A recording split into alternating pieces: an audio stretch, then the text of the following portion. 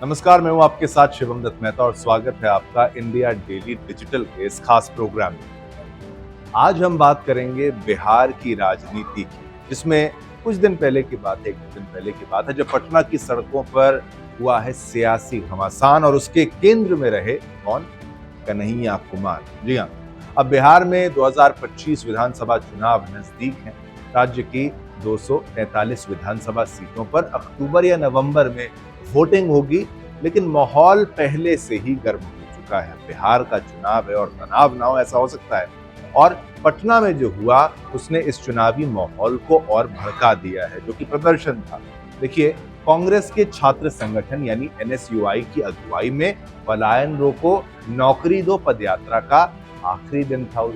उस दिन ये जो हंगामा हुआ, कन्हैया कुमार जो इस यात्रा के राष्ट्रीय प्रभारी हैं, अपने समर्थकों के साथ पटना में सीएम आवास का घेराव करने निकले, यानी नीतीश कुमार के आवास का घेराव करने निकले थे।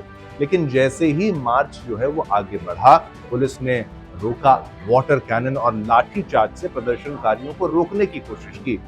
पुलिस ने प्रयास किया कि भाई कोई बड़ा वहां पर गलत ना हो जाए, कोई आपदा ना हो जाए। अब माहौल हिंसक हो गया। कन्हैया कुमार समेत कई बड़े कांग्रेस नेताओं को हिरासत में वहां पर लेना पड़ा था।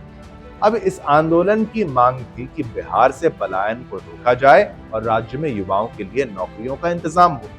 लेकिन जो हुआ वो था एक खुला टकराव सरकार और विपक्ष के बीच में कि भाई हम भी यहाँ पर तैयार हैं। अब सवाल उठता है कि ये कन्हैया कुमार कौन है और क्या वो बिहार की राजनीति में कोई बड़ा रोल निभा सकते हैं? आखिर उन्हीं की तरफ से अगुवाई क्यों, उनका क्या रोल होने वाला है? थोड़ा सा इतिहास भी, थोड़ा सा उसके बारे में, कन्हैया कुमार के बारे में बता भी देते हैं। अब जो कन्हैया कुमार है, बेगूसराय जिले से आते हैं, पटना यूनिवर्सिटी से पढ़ाई की है और फिर जेएनयू से पीएचडी की। वहीं पे वो 2016 में जेएनयू छात्र संघ के अध्यक्ष बने और देशद्रोह के एक विवादित मामले में घिर गए। यहीं से उनकी राष्ट्रीय पहचान बनी है। सोचिए, विवाद से राष्ट्रीय पहचान।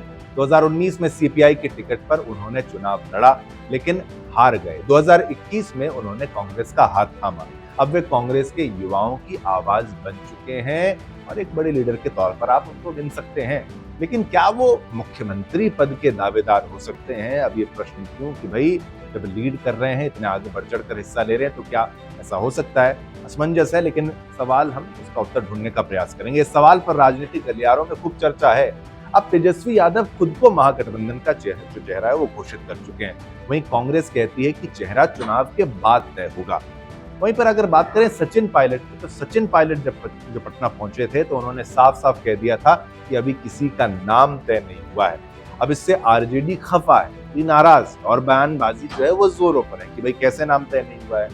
जेडीयू और एनडीए इस टकराव को मजे से देख रही है। चिराग पासवान हो, अमित शाह हो और बाकी एनडीए के नेता हैं, वो दावा कर रहे हैं कि महागठबंधन में दरारें पड़ चुकी हैं, दिक्कतें आ चुकी हैं और एनडीए मिलकर अगली सरकार बनाएगा।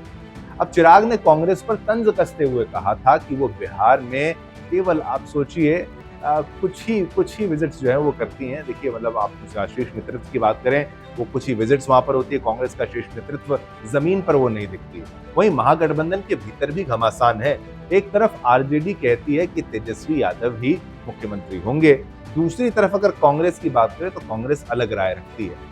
अब जमा खान जैसे नेता तेजस्वी पर खुलकर आरोप लगा रहे हैं कि वो सिर्फ मुस्लिम समाज को ठगते हैं, उनके साथ उनसे कोई अपेक्षा नहीं की जा सकती। अब इतना ही नहीं, कांग्रेस की ओर से आपको मैं ये भी बता दूं, उनसे राजेश राम जैसे दलित युवा चेहरे को सामने लाने की बातें भी हो रही हैं। यानी कि कांग्रेस अब आरजेडी के मुकाबले खुद को नेता दिखाने की जो है कोशिशें वो कर रही है कि भाई हमारी तरफ से भी नेता आए। कन्हैया कुमार कहीं वहां पर फिट होते हैं क्या? ये बड़ा प्रश्न है। तो इन हालातों में क्या कन्हैया कुमार एक नया चेहरा बन सकते हैं? ये बड़ा प्रश्न है। अब कन्हैया कुमार के लिए आगे क्या? अब युवाओं में लोकप्रियता है, बोलने की क्षमता भी है, सामाजिक मुद्दों पर खुलकर बात करने की आदत भी है, तरीका आता है।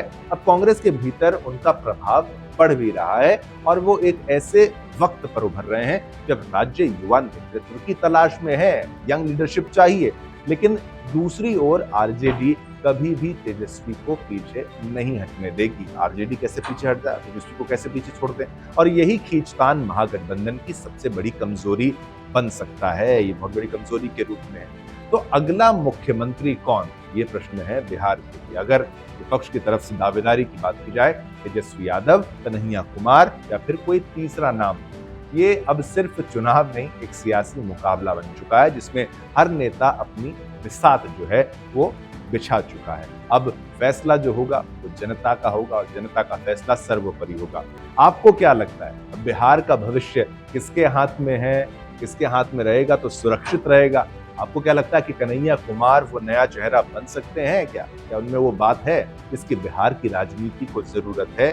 अगर आपको लगता है तो आप जरूर राय कीजिए, अपनी राय को दीजिए, नीचे कमेंट सेक्शन में लिखिए और चैनल को सब्सक्राइब करना, शेयर करना, हमारी वीडियो को लाइक करना तो आप बिल्कुल भी मत भूलिएगा। आज्ञा दीजिए मुझे यानी शिवम दत्त मेहता को। कल फिर आएंगे, नई वीडियो आपके लिए लेकर आएंगे। जय हिंद।